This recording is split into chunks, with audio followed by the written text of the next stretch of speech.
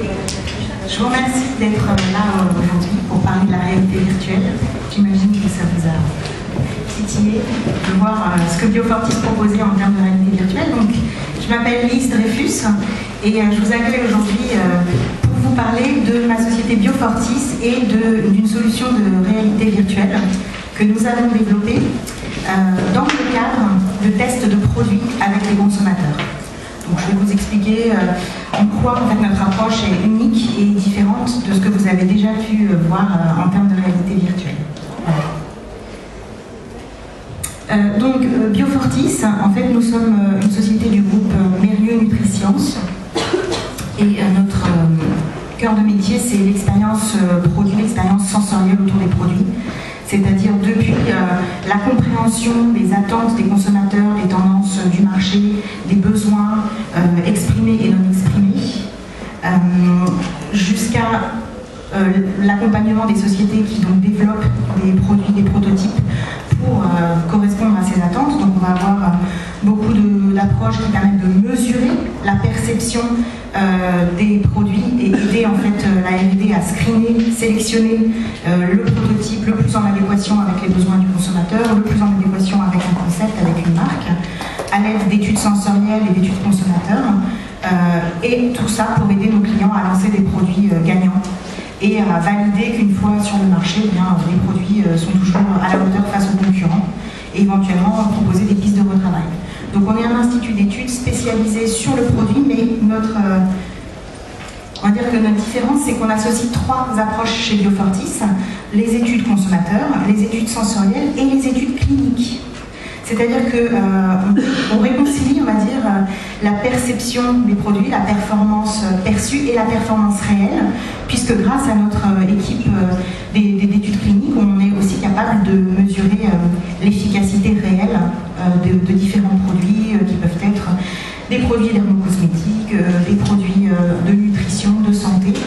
Et voilà, donc notre spécificité, c'est d'allier les tests de perception auprès des consommateurs et la mesure de l'efficacité réelle des produits grâce aux études cliniques. Et ce, à tous les stades de développement du produit, depuis l'amont jusqu'à l'aval. Alors, pourquoi est-ce qu'on s'est intéressé à la réalité virtuelle? Bon, parce que c'est à la mode, on s'est dit on va essayer. Non, en fait, ça fait des années qu'on fait des tests de produits auprès des consommateurs dans différentes situations, et c'est vrai que pendant de très nombreuses années, on a proposé de tester les produits en laboratoire sensoriel. Donc notre spécialité, c'est d'avoir des laboratoires sensoriels qui sont donc ces fameux laboratoires où on a des cabines dans lesquelles les consommateurs testent de manière, on va dire, standardisée et dans des conditions contrôlées les produits. Et donc effectivement, ça présente un certain nombre d'avantages, mais également un certain nombre d'inconvénients, de contraintes. Donc l'avantage, c'est qu'effectivement, on contrôle les conditions dans lesquelles les produits sont testés. On peut en tester plusieurs, l'un à la suite de l'autre, ce qui permet de les comparer. C'est vrai que quand on a des différences petites entre les prototypes, ça permet de mettre en évidence plus facilement des différences si on peut tester les différents produits, soit simultanément, soit l'un après l'autre.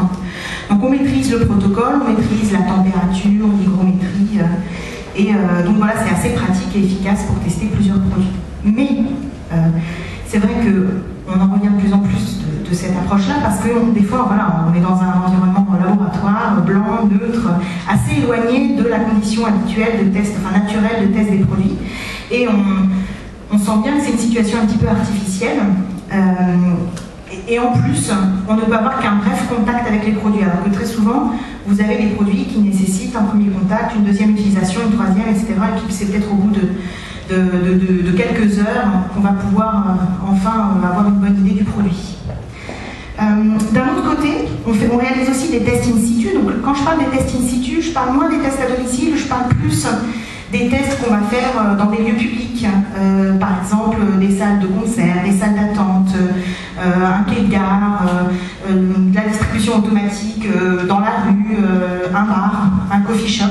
Donc ces tests-là, on les réalise aussi, mais c'est vrai que pour ceux qui en ont fait, c'est assez complexe, parce que en termes de logistique, il faut privatiser, demander des autorisations, il faut faire venir les consommateurs, parfois les ramener chez eux si on leur fait boire de l'alcool, etc. Donc C'est assez compliqué.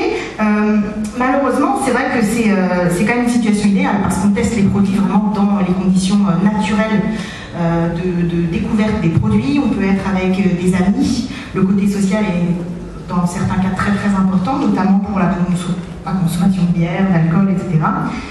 Ça permet de prendre en compte l'avis de l'entourage. On n'est pas seul à évaluer le produit. On peut aussi prendre l'avis des gens qui accompagnent la personne. Je ne sais pas si vous portez un parfum, ça peut être intéressant d'avoir l'avis des gens qui vous entourent. Et enfin, donc, ça permet d'avoir un contact un petit peu plus long que ce qu'on peut avoir en laboratoire sensoriel avec les produits. Par contre, effectivement, là, on ne contrôle plus trop les conditions de test. C'est un petit peu plus compliqué. Et puis, effectivement, il y a un impact du lieu de test. Selon que je réserve, je ne sais pas moi, la salle de l'Olympia ou la salle, une petite salle inconnue en banlieue parisienne, ça ne va pas avoir le même impact sur la perception des produits que je peux faire tester dans cette salle-là. Donc, c'est sûr qu'il y a un choix à faire sur le lieu de test. Nous, ce qu'on a voulu faire chez Biofortis, c'est concilier en fait les avantages du test en labo, c'est-à-dire essayer de maîtriser un petit peu ces conditions dans lesquelles on teste les produits, tout en ayant les avantages du test in situ, c'est-à-dire tester les produits dans leur contexte. Voilà pourquoi on a voulu utiliser la réalité virtuelle, c'est pour remettre du contexte dans les tests de laboratoire sensoriels neutres, blancs et souvent artificiels. Et c'est une alternative aux tests in situ dans des lieux publics qui sont parfois trop compliqués à mettre en place. Voilà pourquoi on propose une approche qui est donc une approche de tester des produits, un ou plusieurs produits, à l'aveugle ou avec leur marque, avec leur packaging, dans un environnement virtuel. On va avoir de haute qualité. Je vais vous parler des différents types d'environnements virtuels et de méthodes qui existent pour acquérir ces environnements virtuels. Nous, on a choisi une option plutôt de gamme ultra réaliste. Et tout ça en totale immersion, grâce à notre avantage, justement ce qui fait la différence par rapport aux autres solutions de réalité virtuelle, et je vais vous montrer ça tout à l'heure, qui est la synchronisation entre le monde réel et le monde virtuel. Je vais vous expliquer ça dans quelques minutes. Alors, je ne sais pas si vous êtes tous familiers avec la réalité virtuelle. Il y a beaucoup de choses qui sont dites, on en entend parler tous les jours, et il peut y avoir des confusions entre réalité virtuelle, réalité augmentée, vidéo 360, modélisation 3D. Je vous refais un tout petit point pour vous expliquer ce que nous, on vous propose précisément. Donc la réalité virtuelle, le principe, c'est d'emmener en fait le consommateur dans un environnement qui peut être un environnement réel, qu'on va prendre en vidéo ou qu'on va reconstituer, soit on peut carrément inventer un environnement imaginaire, on est sur la Lune, on est sur Mars, etc. Et le but de la réalité virtuelle, c'est de faire vivre une expérience sensorielle, pas uniquement une expérience visuelle, mais une expérience sensorielle. On va pouvoir sentir des choses, sentir des odeurs, toucher des objets, avoir des sensations du corps, mais dans cet environnement virtuel. Et puis on va pouvoir goûter les produits, puisque c'est ce qu'on a essayé de développer, c'est le test de la dégustation de produits dans cet environnement virtuel. Et on a vraiment l'impression d'être téléporté dans ce monde virtuel. Le mot important, c'est immersion. Parce que pour que ça marche, pour que ce soit pas trop faux, pour que ce soit pas trop artificiel, il faut vraiment que le consommateur il s'y croit. Et que quand il enlève son casque, il fait « Waouh, ah oui c'est vrai, j'étais là-bas ». Il faut vraiment voyager. Et c'est ça qu'on vous propose avec la solution de réalité virtuelle qu'on a développée. Alors justement, j'insiste sur le fait que c'est pas uniquement une expérience visuelle, mais c'est une expérience sensorielle qui va vous faire vivre des émotions. Vous pouvez, je ne sais pas si vous avez déjà testé la réalité virtuelle, mais ça marche très très bien pour soigner les phobies. Si vous avez une phobie des araignées, une phobie du vide, la réalité virtuelle c'est très efficace pour calmer vos angoisses et pour vous faire ressentir des émotions positives. Donc quand ça fonctionne bien, quand c'est bien fait, quand vous êtes bien immergé, vous pouvez vraiment avoir peur parce que vous vous retrouvez à côté d'un puma ou à côté d'un dinosaure qui fonce sur vous, ou vous vous sentir bien parce que vous vous sentez vraiment dans un bar en train de boire avec des amis un jus d'orange ou une bière. Donc vous allez ressentir des émotions. Et enfin, ce qui est très important, et la solution qu'on propose le permet, c'est qu'on va pouvoir interagir avec le monde virtuel. On n'est pas juste un spectateur avec une vidéo 360 qu'on met sur son smartphone dans un cadre de réalité virtuelle et puis on tourne et on regarde ce qui se passe. Là, on va pouvoir interagir. Si je veux passer derrière une chaise et regarder ce qui se passe, c'est possible. On l'a modélisé et donc on peut vraiment, on va dire, explorer notre environnement virtuel comme on le souhaite. Et on peut donc interagir avec ce monde virtuel. C'est ça qui est important. Et enfin, sur les petites généralités sur la réalité virtuelle, je vous ai dit qu'il y avait différents modes d'acquisition de l'environnement virtuel. Alors, la plus simple à faire, c'est ce qu'on appelle la vidéo 360. Donc, vous avez besoin d'une caméra de type GoPro et vous allez filmer un environnement. Je vous montrerai tout à l'heure une expérience qu'on a réalisée en vidéo 360 avec l'ESN, qui est le European Sensory Network. Je vous expliquerai plus précisément de quoi il s'agit tout à l'heure. Donc c'est pas mal, hein, parce que bon, vous voyez un environnement réel qui a été filmé. Donc vous pouvez vous déplacer dans l'environnement virtuel, mais vous ne pouvez pas interagir avec cet environnement. D'accord? Donc c'est vraiment, je dirais, la première solution, la plus facile, la plus rapide, mais la moins immersive. Et puis après, vous pouvez faire de la modélisation 3D. Et là, il y a deux types de modélisation 3D. Soit vous créez complètement en 3D, grâce à des infographistes, un nouvel environnement. Vous pouvez réaliser des visites virtuelles de différents lieux publics, etc. Donc là, vous êtes complètement libre en termes de volume, en termes de décor et d'interaction. Soit vous utilisez l'option que nous, on a choisie, qui est en fait la modélisation 3D, qui est photoréaliste. C'est-à-dire qu'on a pris en photo l'environnement qu'on a voulu rendre virtuel. On l'a pris en photo sous toutes ses coutures, sous tous les angles, et ensuite on l'a recréé de façon ultra réaliste en 3D, grâce à des infographistes. Donc ça, c'est ce qu'on appelle, dans un terme un peu compliqué, la photogrammétrie. D'accord? Donc c'est cette solution-là que je vais vous montrer. On a donc nous proposé un test dans un bar virtuel, en fait qui est un vrai bar, qu'on a pris en photo et qu'on a modélisé en 3D. Et alors, pour vous expliquer donc cette fameuse avantage de nos solutions par rapport à ce qui existe déjà, c'est qu'il y a une synchronisation entre le monde réel et le monde virtuel. Je vous explique. Vous mettez ce casque de réalité virtuelle, vous êtes dans un bar virtuel, je vais vous montrer une petite vidéo, et votre main, vous voyez vos mains, votre main virtuelle. Votre main virtuelle va saisir par exemple un verre de jus d'orange virtuel, pendant que votre vraie main saisit un vrai jus d'orange qui est sur la table en face de vous. D'accord? Donc c'est ça la synchronisation entre le virtuel et le réel, c'est que vous n'êtes pas dans un environnement virtuel, il y a un technicien qui vient et qui vous dit attention, je vais vous donner le verre, bougez pas, etc. C'est vous en tant que consommateur qui êtes libre de saisir l'objet, là notamment le verre de jus d'orange, quand vous voulez. Et il n'y a pas d'accident. Vous ne renversez pas le verre parce que justement il y a cette synchronisation qui permet justement qu'il n'y ait pas de décalage faisant en temps réel. Donc vous pouvez manipuler des objets dans un environnement virtuel, vous avez le contexte du coup qui est là, qui est présent, qui vous permet d'être immergé, et le fait de pouvoir interagir avec les objets et de les manipuler vous-même, c'est ça qui pour nous est vraiment la force de notre solution, c'est qu'on est complètement immergé. Il n'y a personne qui à un moment va nous dire attention, ça commence, on fait ce qu'on veut en tant que consommateur du début jusqu'à la fin. Et c'est pour ça que je parle d'immersion totale. Alors, je vais vous expliquer techniquement comment ça fonctionne. Je vous montre juste quelques captures, enfin une petite vidéo assez rapide, mais le must, c'est que vous allez pouvoir tout tester en bas chez nous, sur notre stand, vous allez voir, c'est génial. Donc, vous voyez la console, là, elle prend son verre de jus d'orange et elle boit. Donc là, c'est ce qu'elle voit. Alors, avec la lumière, je ne sais pas si on voit très bien, mais vous verrez en bas, on a le même bar virtuel, vous pouvez faire la même expérience. Et donc elle saisit elle-même le jus d'orange et elle le boit dans le bar virtuel. Là vous avez un autre console, je ne sais pas si vous voyez bien, mais il y a un casque audio en plus, hein, donc intégré, je vais vous montrer là-dessus. Donc vous entendez qu'il y a une ambiance sonore en plus. Et vous avez le questionnaire qui apparaît dans le monde virtuel. Donc pas besoin d'enlever le casque pour répondre aux questions. Tout se passe du début à la fin dans l'environnement virtuel. D'accord? Je vais reprendre quelques photos après pour que vous compreniez bien.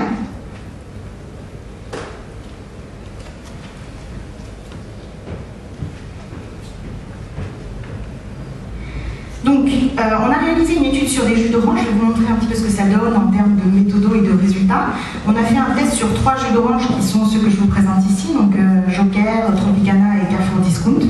Et on a fait tester ces jus d'orange à l'aveugle. C'est vrai que c'est la majorité des tests de produits qu'on nous demande sont souvent des tests à l'aveugle, dans des verres traqués. Je vais vous expliquer ce que ça veut dire juste après. Dans le laboratoire sensoriel de Nantes, auprès de 60 consommateurs réguliers de jus en bar. Et la séance a duré 30 minutes, on verra que ça aussi, ça a son importance. Donc, les consommateurs arrivent, on les installe, on leur met le casque de réalité virtuelle, donc il y a un casque audio, et Et donc, ils commencent la séance quand ils veulent. Donc, il y a une phase, effectivement, où le consommateur, d'abord, il explore le bar, il a envie de regarder sous la table, il veut passer derrière le comptoir. Pas de problème, on a prévu toutes les situations. En fait, comme on a pris en photo le bar sous toutes ses coutures, on est capable de se balader comme on veut dans le bar virtuel, avant de dire, bon, bah, ça y est, je m'installe et puis je vais boire. Alors, d'un point de vue technique, en fait, on a travaillé avec le CEA, donc le Commissariat à l'énergie atomique. Alors vous allez vous dire, mais pourquoi on travaille avec le CEA? Mais en fait, eux, ils travaillent sur la réalité virtuelle depuis plus de 30 ans, alors que nous, on commence à en entendre parler juste maintenant, parce que, en fait, dans le domaine du nucléaire, il a très tôt fallu créer, en fait, des programmes de formation des opérateurs à manipuler des matières radioactives dangereuses, et plutôt que de les faire manipuler en réel, il y a eu très vite le besoin de recréer des postes de travail virtuels. Et voilà pourquoi le CEA, qui travaille d'abord dans le nucléaire, s'est mis à la réalité virtuelle, puis ensuite ils ont développé leur expertise dans l'automobile, dans l'aéronautique, où vous savez qu'il y a beaucoup de simulateurs de vol et de conduite. Mais ils n'avaient jamais travaillé sur la thématique du test de produit en réalité virtuelle, et donc on s'est associé avec eux pour développer en fait cette synchronisation réelle virtuelle pour les tests de petits objets, finalement, parce que c'est quand même plus difficile de traquer un verre de jus d'orange que de traquer un intérieur de voiture ou un habitacle d'avion. Alors, on a ici, c'est un casque, c'est un Oculus Rift que vous devez connaître. Pourquoi? Parce qu'il est bien adapté à la station assise, mais on travaille aussi avec, par exemple, le HTC Vive, qui est un peu la même chose, mais qui est plus adapté quand on veut bouger. Donc si on veut faire un test dans une agence bancaire, dans la rue ou dans un stade, on proposera plutôt l'HTC Vive qui est plus performant quand il y a des mouvements. Et donc vous avez un casque audio.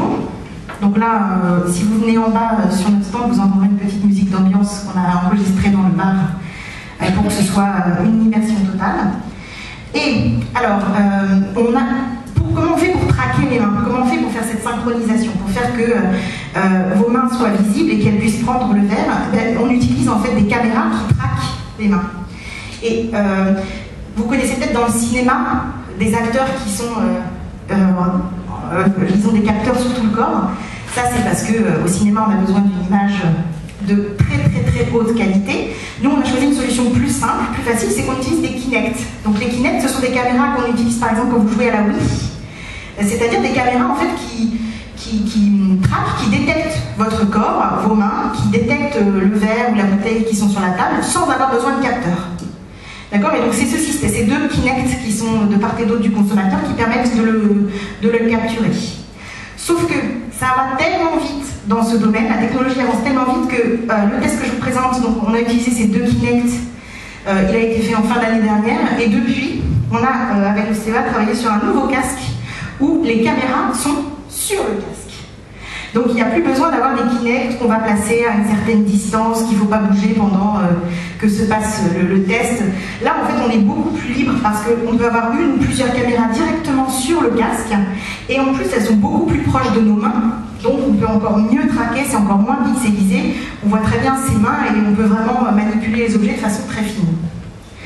Et on peut bien voir l'apparence des objets parce que ces caméras elles sont vraiment beaucoup plus proches que quand on a les Kinect. Si vous allez en bas, vous testerez les Kinect, parce que c'était ce qu'on avait plus immédiat à vous présenter, mais voilà, si on fait une étude ensemble, on travaillera sur ces casques-là, qui sont donc la nouvelle génération. C'est pareil, il y a des fils encore, mais les fabricants de casques ont parlé de casques sans fil d'ici 2 ou 3 mois. Donc là aussi, ça va très vite en fait en termes de développement technologique, c'est ça qui est intéressant. Et enfin, pour répondre aux questions, donc on a une petite télécommande qui permet en fait de cocher la case correspondant à sa réponse dans le questionnaire virtuel qui apparaît dans le monde virtuel. Voilà, donc ça c'est... On ne voit pas grand-chose, vous descendrez pour voir. Ça c'est le bar virtuel, c'est un vrai bar à Nantes. Et donc on l'a pris en photo et on l'a reconstitué en 3D. Et le questionnaire virtuel, donc vous avez les questions comme ça, vous pouvez bouger en fait la tête pour voir l'intégralité, les items qui sont proposés ou toute la longueur de l'échelle. Vous êtes assez libre de regarder le questionnaire et vous répondez avec la télécommande. Bon, alors ça donne quoi en termes de résultats? Alors, la première chose, c'est que ces 3 jus d'orange, ils sont appréciés au même niveau. Première surprise. Enfin, c'est pas tant une surprise que ça, on va discuter de ça après, mais on a ces 3 jus d'orange qui ont un niveau d'appréciation, un score moyen d'appréciation globale qui qui est relativement le même. On voit des petites différences, mais qui ne sont pas significativement, enfin, qui sont pas statistiquement significatives. Donc on a des produits qui ont des notes d'appréciation plutôt hautes dans le domaine des jus d'orange. C'est vrai que c'est des notes qui sont plutôt élevées. Ensuite, en termes d'acceptabilité, donc on a testé des questions sur la satisfaction vis-à-vis du goût sucré, vis-à-vis de l'acidité du jus d'orange. Donc on a reproduit un peu les questions habituelles qu'on peut avoir sur les produits dans cet environnement virtuel. Là aussi, vous voyez quand même un profil, on va dire, très similaire en termes de satisfaction vis-à-vis du sucré et vis-à-vis de l'acidité. Donc globalement, c'est quand même des jus d'orange qui sont plutôt satisfaisants, voire un peu trop acides. Enfin, on a posé des questions sur la perception de la naturalité. Est-ce que pour vous, ce jus d'orange, à la dégustation, il est plutôt pas du tout naturel à très naturel? Alors là aussi, bon, quand on regarde la distribution des notes de naturalité, on voit quelques petites différences, mais c'est vrai que là aussi, globalement, il n'y a pas de différence statistique significative sur la distribution des notes de naturalité, donc ils sont au même niveau de naturalité, et c'est pareil pour le caractère rafraîchissant. Bon, j'espère que vous n'êtes pas déçus, je vais vous expliquer comment on interprète ça derrière. Voilà, on a des jus d'orange qui sont plutôt assez rafraîchissants. Le Tropicana légèrement moins, mais encore une fois, ça ne se voit pas au travers des tests statistiques qu'on a fait. À 5%, à 10%, on a fouillé, on a cherché. Par contre, c'était une belle expérience. Hein. On a posé des questions sur l'expérience virtuelle au consommateur. Qu'est-ce que vous en avez pensé? Qu'est-ce que vous en avez retiré? Est-ce que pour vous c'était naturel? Est-ce que c'était pas trop étrange? Est-ce que vous avez pu manipuler facilement le verre? Enfin, on a posé beaucoup de questions sur l'expérience en réalité virtuelle. Donc globalement, elle est apparue comme plaisante, ludique et plutôt facile. Après, on avait quand même pas mal de consommateurs qui n'avaient jamais testé de réalité virtuelle. Et donc, il y en a certains qui ont trouvé ça un petit peu étrange, mais enfin, on est sur 10%. Donc, globalement, on va dire que c'était, malgré leur première utilisation de la réalité virtuelle, c'était plutôt une expérience positive. Le bar virtuel était plutôt réaliste. Et la manipulation, alors la réponse aux questions dans l'environnement virtuel, il n'y a pas eu de problème en fait. Le fait d'avoir les questions directement dans le bar virtuel et d'utiliser la télécommande, ça a été assez facile. Après la manipulation des verres et la consommation des jus, on a des réponses un petit peu plus segmentées. 50% des gens ont dit que c'était pratique et 43% ne se prononcent pas vraiment. Il n'y a pas eu d'accident de renversement de verre de jus. Maintenant, c'est vrai que des fois, le fait d'approcher le verre, ils se posaient des questions avec le casque, est-ce que ça, je vais pouvoir boire? Donc voilà. Le fait que c'était la première fois qu'ils utilisaient le casque de réalité virtuelle, ça leur a posé des questions sur est-ce que je vais y arriver? Et tout le monde l'a vu. Alors, est-ce que, du coup, voilà, ces résultats, en soi, c'est difficile à interpréter. Est-ce que finalement ça apporte quelque chose par rapport à un test en laboratoire sensoriel ou à un test dans le vrai bar? Alors pour l'instant, en fait, je vais vous donner quelques éléments de réponse, mais notre prochaine étape, c'est justement de réaliser cette étude et de tout comparer, de prendre les mêmes produits, de les tester en laboratoire sensoriel, en réalité virtuelle et dans la situation réelle, justement pour avoir l'intégralité des résultats et puis pouvoir vraiment mettre en avant la valeur ajoutée de la réalité virtuelle. La référence dans ce cas-là, finalement, c'est la situation réelle. Si on cherche à comparer les résultats de réalité virtuelle, c'est à la situation dans les conditions naturelles. Ce qu'on s'attend à avoir, c'est des résultats qui soient les plus proches possibles de cette situation réelle. D'accord ? Maintenant, s'il y a des différences entre ce qu'on a en laboratoire sensoriel et ce qu'on a en réalité virtuelle, ça nous semble assez logique, puisque justement, on rajoute de l'immersion et du contexte. Donc on s'attend à avoir des différences. Et alors justement, en fait ces 3 jus d'orange, je ne les ai pas choisis par hasard.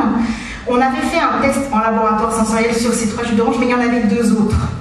C'est pour ça que je prends des précautions dans la comparaison entre la réalité virtuelle et le laboratoire sensoriel. C'est qu'il y avait 5 jus d'orange en laboratoire sensoriel et il y en avait 3 en réalité virtuelle. Donc là je vous montre les résultats des 3 jus d'orange extraits des 5 à gauche.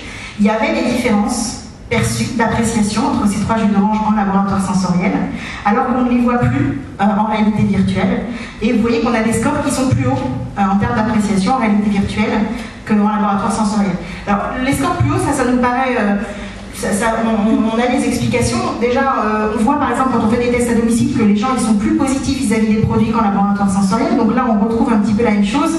En réalité virtuelle, dans le contexte, les gens sont positifs vis-à-vis des produits. Par contre, ils voient moins de différence entre les produits. Et finalement, c'est peut-être ça la réalité, c'est que peut-être qu'en laboratoire sensoriel, on fait un zoom, on concentre les consommateurs sur des questions de goût, d'appréciation, et finalement on les fait se focaliser sur des choses qui ne sont pas perçues naturellement.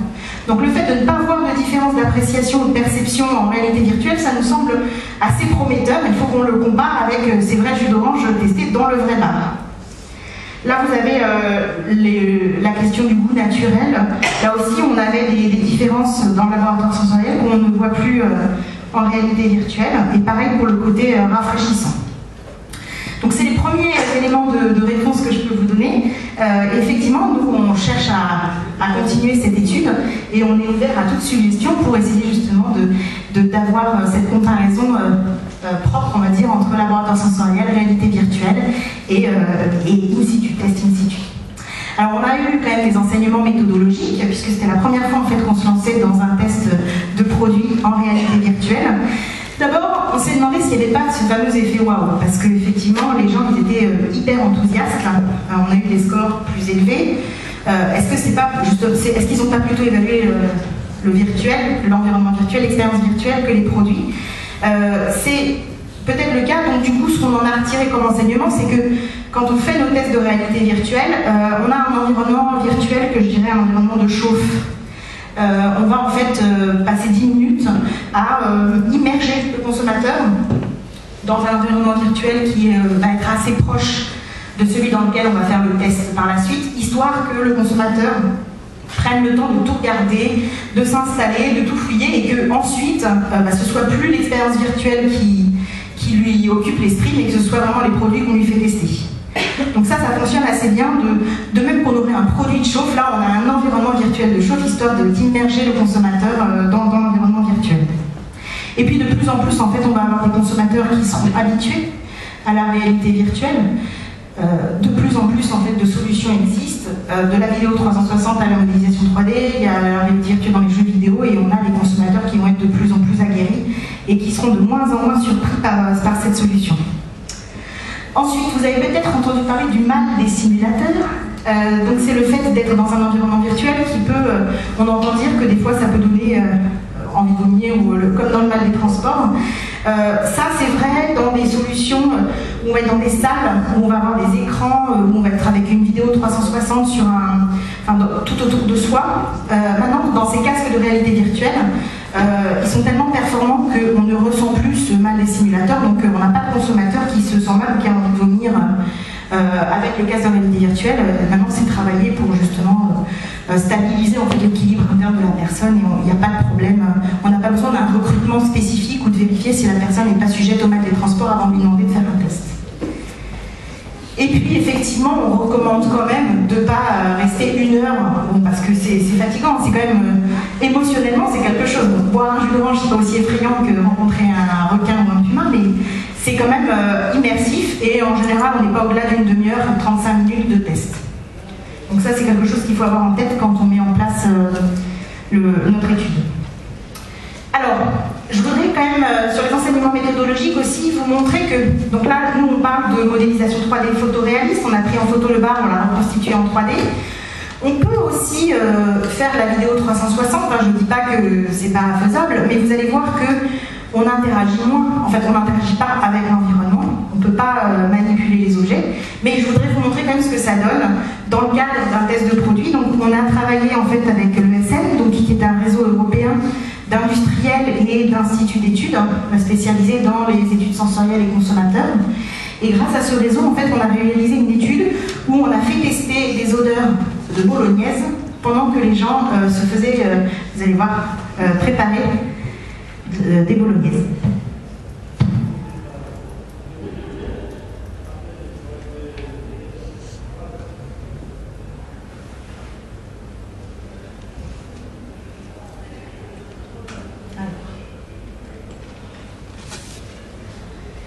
Voilà ce que ça donne.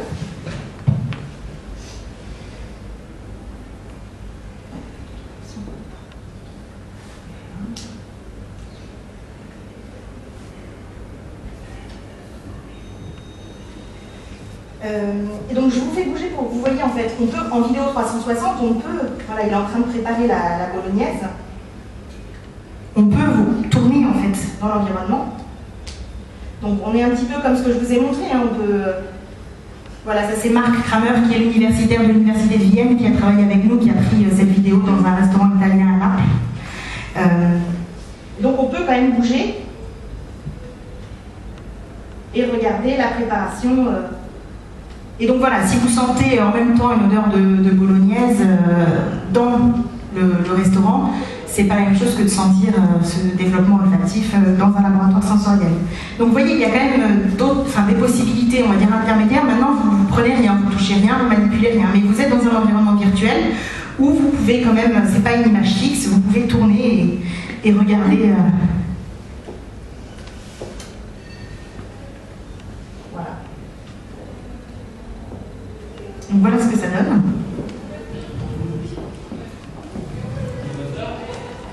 Et puis, dernier enseignement méthodo, c'est qu'on s'est aussi posé des questions sur la réponse au questionnaire. Comment faire pour que ce soit le plus naturel, le plus simple possible de répondre aux questions dans l'environnement virtuel. Donc nous, on a utilisé une télécommande, il existe des télécommandes plus ou moins sophistiquées. On s'est intéressé aussi au fait d'utiliser un eye tracker, c'est-à-dire que dans ces casques de réalité virtuelle, vous pouvez en plus rajouter un eye tracker. Et il y a la possibilité de fixer longtemps la case qui correspond à votre réponse, et ça finit par enregistrer la réponse. C'est pas très naturel, les consommateurs sont un peu perturbés par cette solution-là, donc voilà, on s'est posé la question, mais c'est pas ce qu'on a choisi.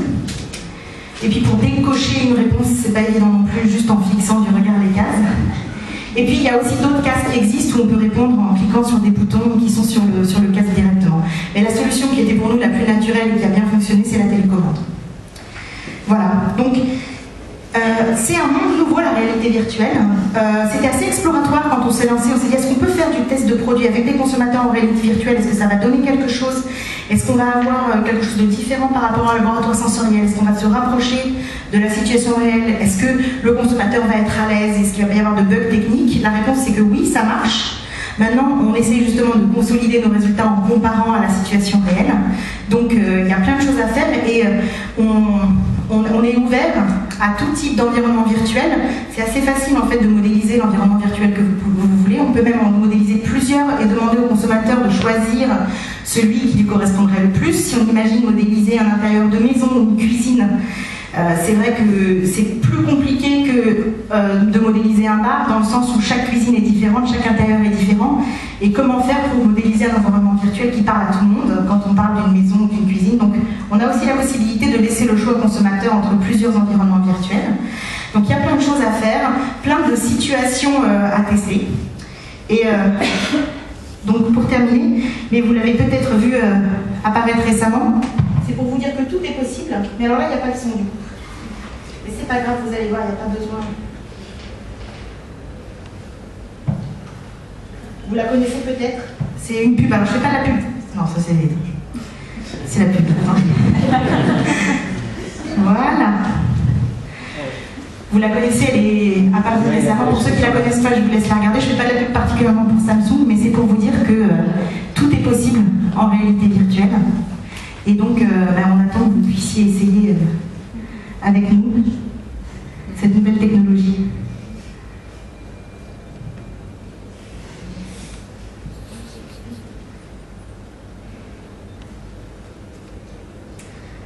Bon, c'est une musique d'Elton John, imaginez.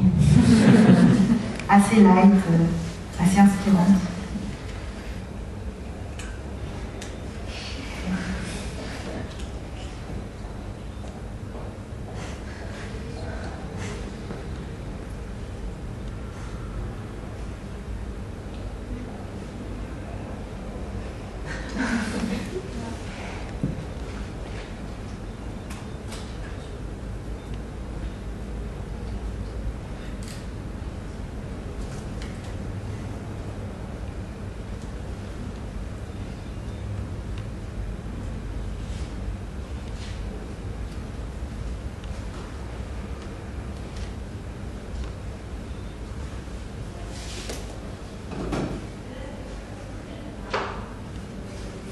Voilà, j'aime bien leur slogan parce que c'est on peut faire ce qui est impossible et donc essayer cette nouvelle technologie. a plein de choses à faire et c'est assez flexible. On peut modéliser plein de choses et on peut reproduire pas mal de situations. Donc je pense qu'il faut oser tester cette solution et voir ce que ça peut vous apporter dans vos problématiques quotidiennes. Voilà. Et alors justement, je vous ai laissé un petit peu de temps pour les questions, mais aussi parce que sur notre stand, donc en bas, c'est le stand 31, vous avez le bar virtuel et si vous avez soif, vous pouvez boire un petit panaché dans ce bar virtuel. Il y en a pour tout le monde. Donc justement, allez voir ce que le consommateur vraiment perçoit, ce qu'il ressent. Mettez-vous, plongez-vous dans cette situation pour vraiment comprendre de quoi il s'agit. C'est toujours la meilleure solution, c'est tester par vous-même. Voilà, je suis à votre disposition si vous avez des questions. Je vous remercie.